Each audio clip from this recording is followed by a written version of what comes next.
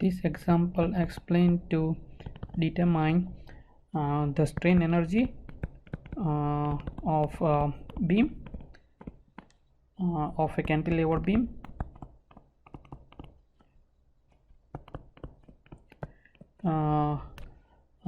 under a concentrated load.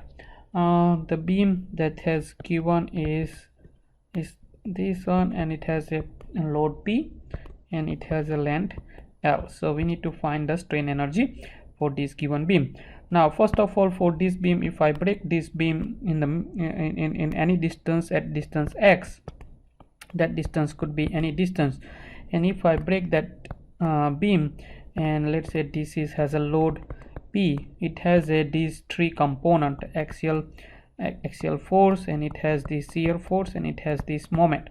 Now we are interested in finding the moments here, because the beam generally has a strain energy in terms of bending moment. So if I want to find this one, and it has a distance x, so if I take the moment at this particular point, if I take the moment at that particular point, then this force, let's say this direction is positive, so this minus px, and that has a minus m equal to 0. So if I want to find minus m, then you have px, so m equal to minus px. So that is the moment function equations for any value for any function. Now to calculate the strain energy for the beam, the equation is integration from 0 to L m square on 2ei dx.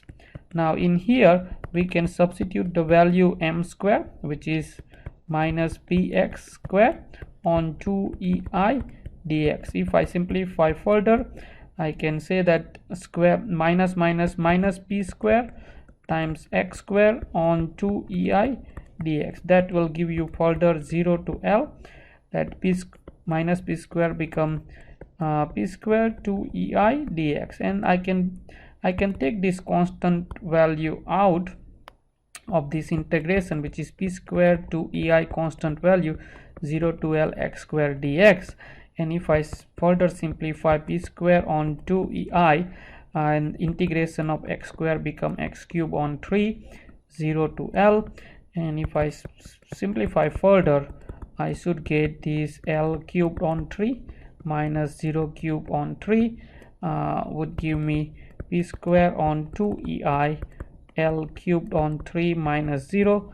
It should give me p square L cubed on 2ei times 3 would give us strain energy p square L cubed on 6ei. So that's the answer for the beam of the cantilever beam under concentrated load. Thank you very much.